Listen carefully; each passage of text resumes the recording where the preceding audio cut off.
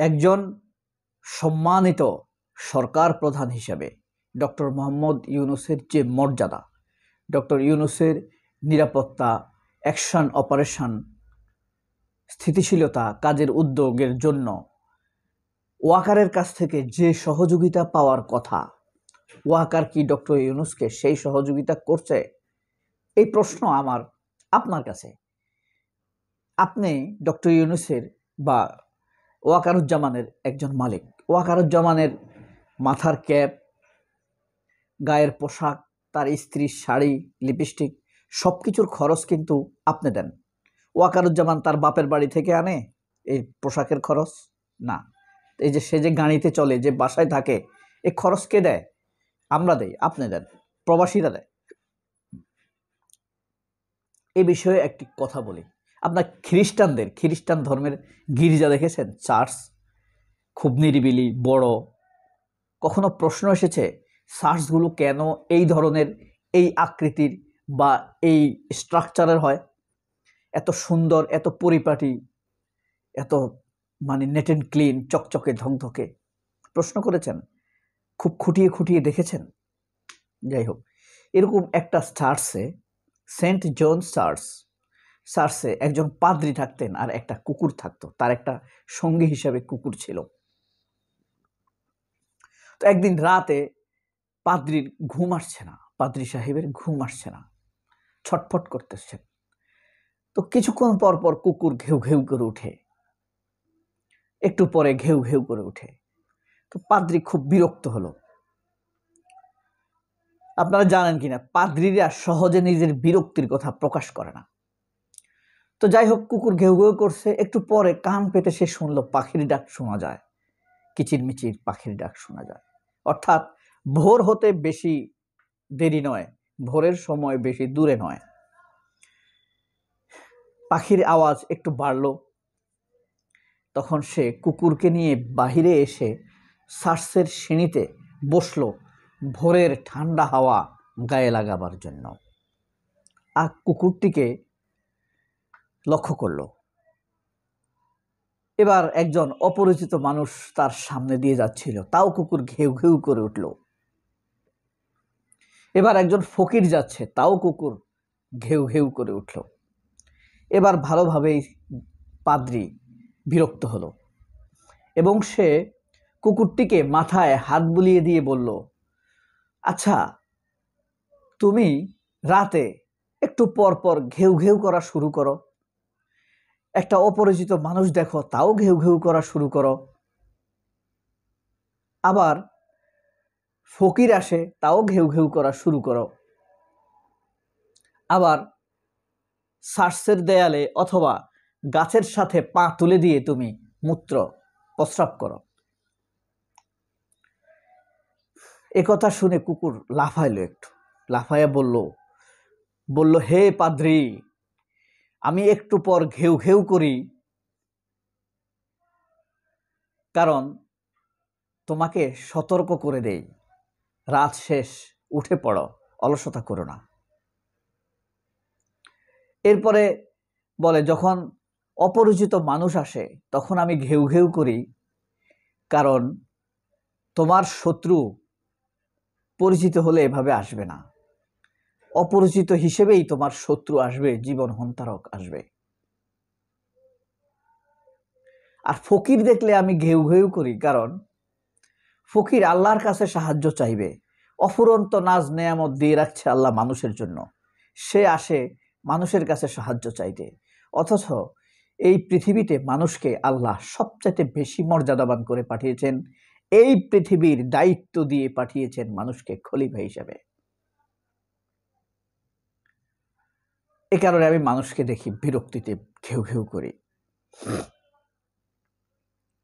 আর ওয়ালে আমি বা গাছে প্রস্রাব করি এই কারণে, তুমি তো আমার মনিব, তুমি এই মাটির উপর দিয়ে হাঁটা চলা করো, এই জায়গা আমি যদি এখানে প্রস্রাব করি তাহলে তোমার ইতস্তত লাগবে, হাঁটতে খারাপ লাগবে, তোমার সম্মানে আমি গাছের সাথে প্রস্রাব করি।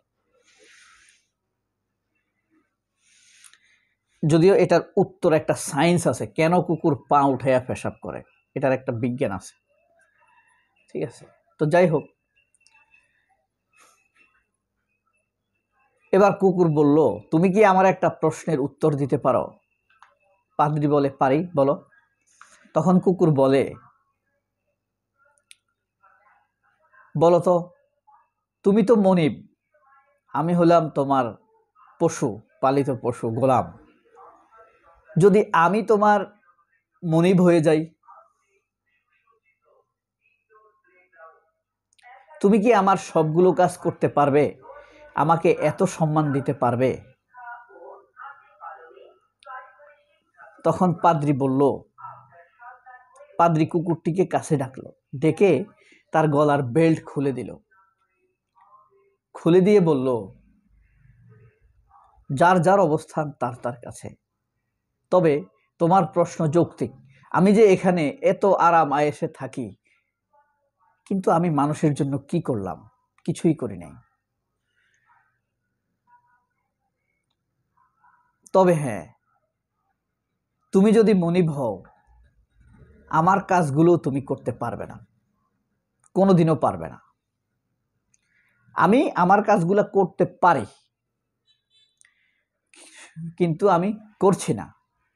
আর তোমাকে আল্লাহ সেই সক্ষমতাই দেয়নি, তুমি তা করতে পারবে না।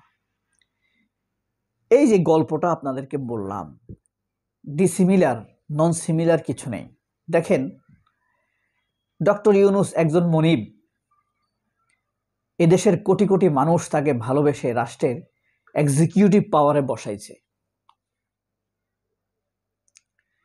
এখন একজন সিকিউরিটি সার্ভেন্ট হিসেবে ওয়াকারুজ্জামান ডক্টর ইউনূসকে যে নিরাপত্তা দেওয়ার কথা তাকে দিচ্ছে, যেভাবে রাষ্ট্রের প্রশাসনিক স্তরবিন্যাস সাজাতে সহযোগিতা করার কথা তাকে করছে না। শত্রু রাষ্ট্র বা ভারত ডক্টর ইউনূসের বিরুদ্ধে যে মিথ্যাচার অপপ্রচার করছে, ওয়াকারুজ্জামান কি তার প্রতিবাদ করছে না। ভারত থেকে বা আমাদের চট্টগ্রাম বন্দর, লালমনিরহাট যেভাবে দখলে নেবার কথা বলছে, ইউনূস কি তার প্রতিবাদ করছে না।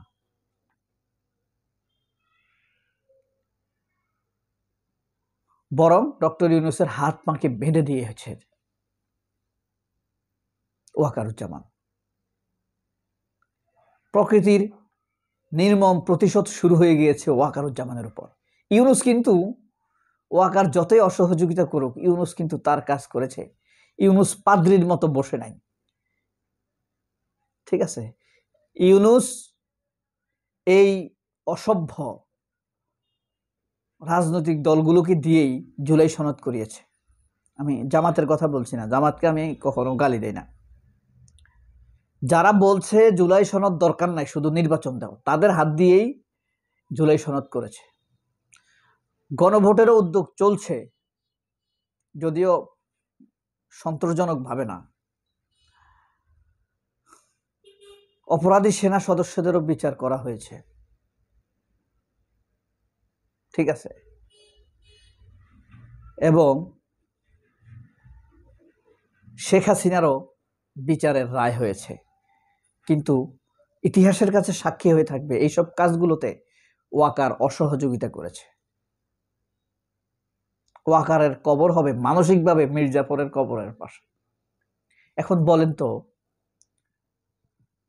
ওয়াকার যেভাবে ঘেউ ঘেউ করার কথা, ভোরে ঘেউ ঘেউ করার কথা, অপরিচিত শত্রু দেখলে ঘেউ ঘেউ করার কথা, হ্যাঁ, তারপরে আন্দোলনকারীদের দেখলে যেভাবে ঘেউ ঘেউ করার কথা, তা করছে না।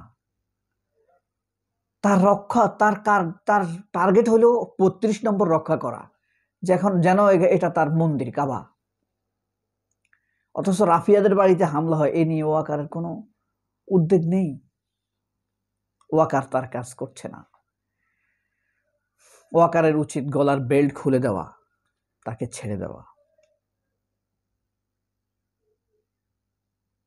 একটি কুকুরও তার দায়িত্ব পালন করে সুন্দরভাবে। এত চমৎকার সেনাবাহিনী বাংলাদেশের, পৃথিবীতে নাম করা একটা সেনাবাহিনী। এই সেনাবাহিনী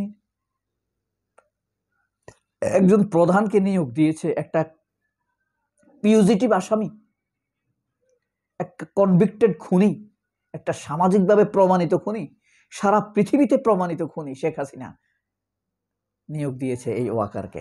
সবাই অনেক ভালো থাকবেন। আল্লাহ হাফেজ। আসসালামু আলাইকুম।